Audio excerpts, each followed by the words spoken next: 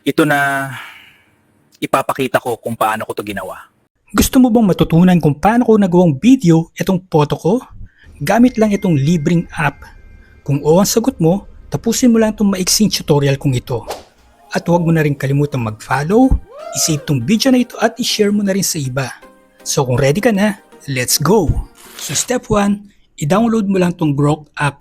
So available yan sa Play Store or pwede mo ring gamitin yung desktop or yung computer mo. So pumunta ka lang sa grok.com/imagine.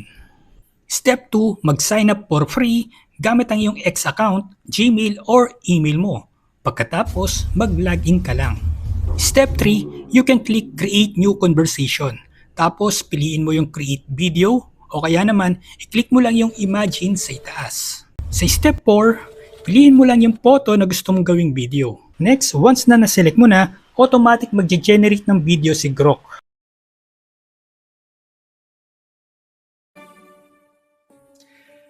Hello, I'm here to share a few thoughts with you today. Pero pwede mo rin itong i-customize. I-click mo lang yung options, pumili ka ng ibang style, o kaya mag-type ka ng custom prompt mo with your video script. So meron lang tayong pro tip. Sa prompt mo, isama mo na rin yung line na lip sync and natural voice para hindi boses robot yung video mo. And last, click send at hintay mo lang mag-generate yung video.